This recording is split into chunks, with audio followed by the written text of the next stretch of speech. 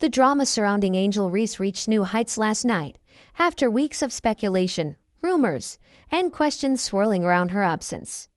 The Chicago Sky finally rolled out the red carpet for their star forward's highly anticipated return.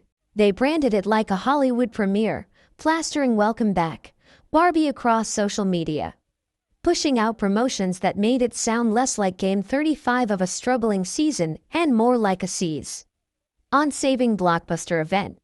The franchise wanted to remind everyone that Angel Reese wasn't just a player, she was the centerpiece of their future, the face of their franchise, and the story they wanted fans to buy into. But the problem with marketing is that it creates expectations. And once the ball was tipped, reality was far less forgiving. By the end of the night, Chicago had lost its fifth straight game, dropping to 8-26 on the season and sliding further out of playoff contention.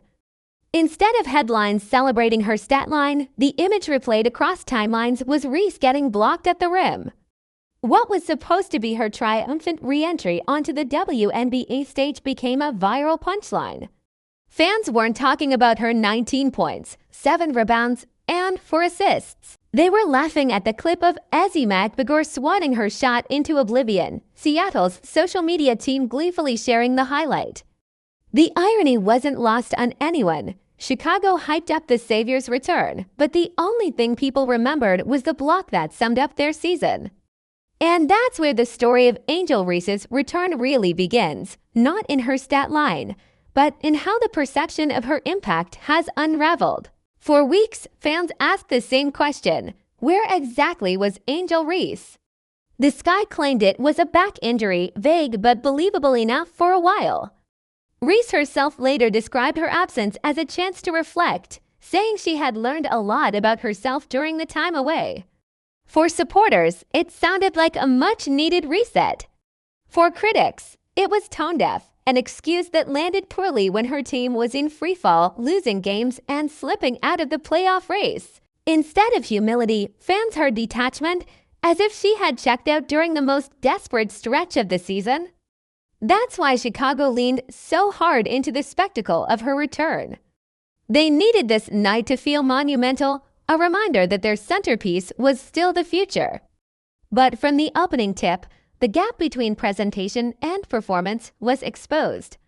Reese took her shots, found her usual spots, and even put up respectable numbers. But every time she flexed or barked after a routine play, it rang hollow when the team couldn't get stops or hold on to leads. Her stat line looked decent on paper, but Chicago still collapsed in crunch time.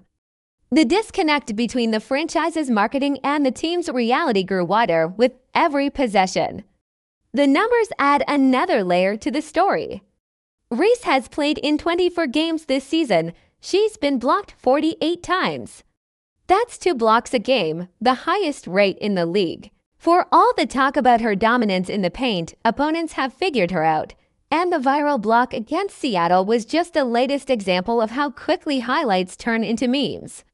In a league where perception is everything, those clips do more damage than any stat sheet can repair.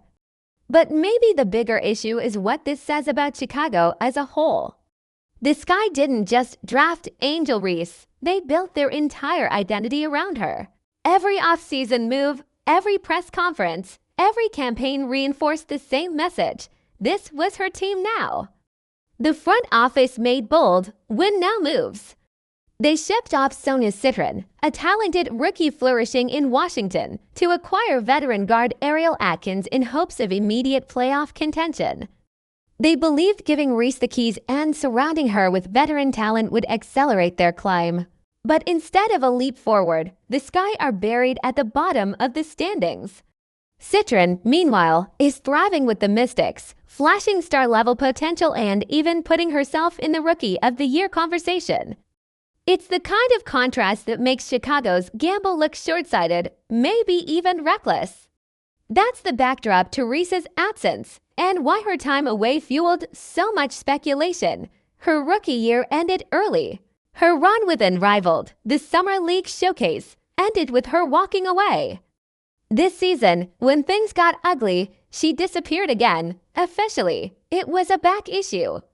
Unofficially, critics saw a pattern. When winning is out of reach, Reese checks out. Her coach said it was her story to tell. The team stayed silent. And in that silence, fans and commentators filled the gaps with their own narratives.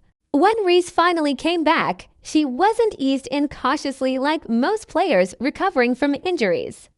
She played 26 minutes, scored 19, and looked physically fine. That only heightened suspicion.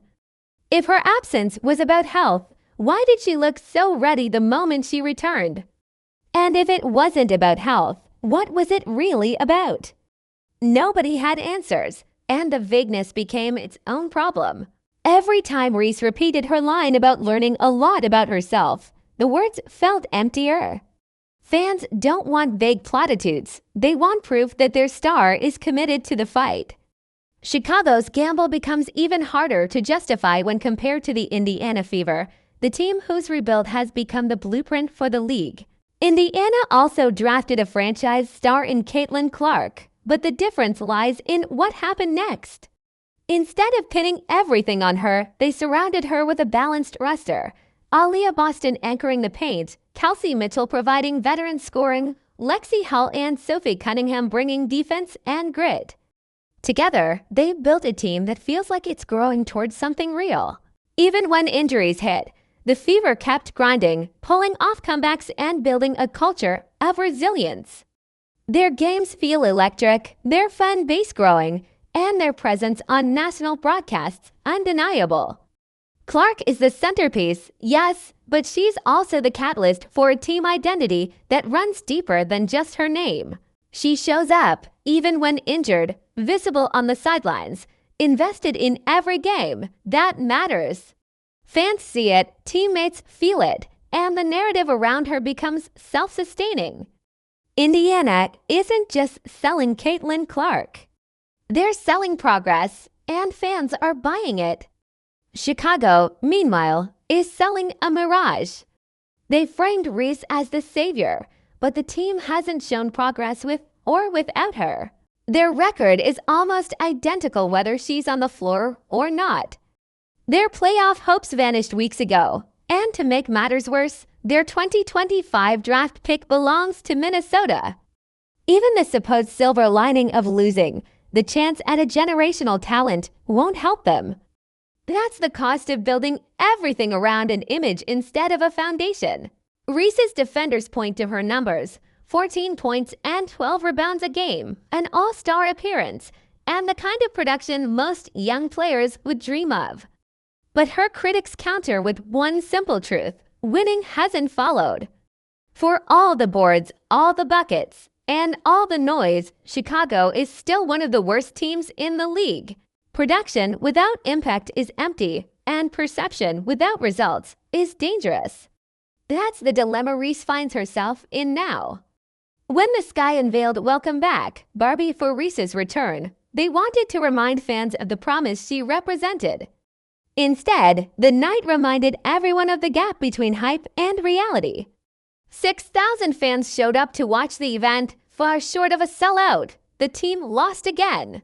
And the highlight that went viral wasn't hers, but Seattle's. That's not just a bad night, that's a branding disaster. So where does this leave Angel Reese and the Chicago Sky? Her return should have been a turning point, a moment to silence critics and spark hope. Instead, it reinforced the questions that have hovered over her career. Does she contribute to winning, or is she just a product of marketing spin? Can she be the centerpiece of a contender, or will she remain a talented player who puts up stats in losing efforts? The answers aren't clear yet, but the clock is ticking. Chicago can't afford to waste more years selling an image without building a foundation.